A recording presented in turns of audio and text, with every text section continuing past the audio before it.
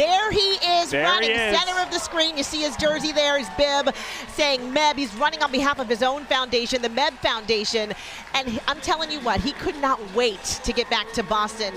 This is such an exciting moment of him right there, running this race. Again, 2014, he was the Boston Marathon champion. Yeah, and he could not be a nicer guy. Yeah. And he has talked often about that race 10 years ago and what it meant to him. And he just said the stars aligned, and it felt as though it was his to lose. Yeah. And he did not lose. He came on down here, down Boylston Street.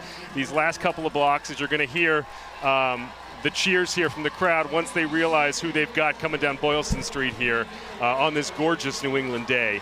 And he does a lot of great work, a lot of great charitable work, his foundation, and could be certainly, if not the best, one of the best American distance runners of all time. That's for sure. And you know what? You see him there waving to all the fans there, chanting for him as he's continuing down Boylston to get to the finish line, waving an American flag there. Remember, in 2014, I mean, it had been decades since an American won the Boston Marathon, and there was MEB coming through at a time when I feel like we really needed to see that, and it's great to see him coming back once again. He said this one really is for the spectators, for the city, and I just think that he's just so happy to be back in Boston. As he's holding that flag, he said President Obama told him it's his to win. Let's bring in ESPN's John Anderson. John, you're watching this with us as MEB is making his trek here down Boylston Street.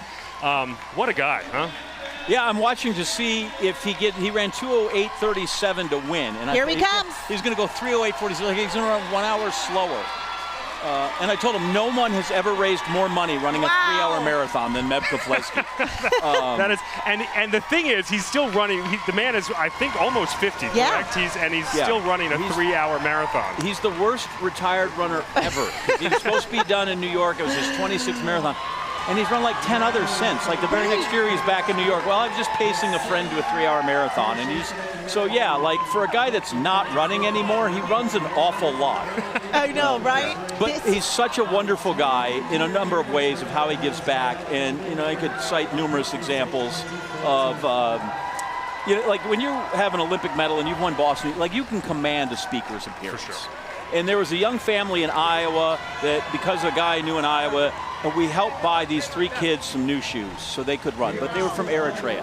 And I said, how about I wonder if they've ever met MEB Keflezighi. And so MEB, for nothing, just gets on the phone and he FaceTimes these 3 boys in the middle of Iowa to speak to him and to speak to him in their native tongue, to have somebody visit with. It was a remarkable thing just to watch. And he just does stuff like that every day that people don't see. We saw him give away some big checks on Saturday morning, which is great. But it's these little things, these gifts that he gives to people every day that really make him remarkable. BAA CEO Jack Fleming there, quite the long embrace. Because I was struggling with words to describe what that win in 2014 meant to this region, which had gone through obviously so much trauma 12 months before. Here we find ourselves back here on April 15th. Of course, it is the anniversary, 11 years, one Boston day.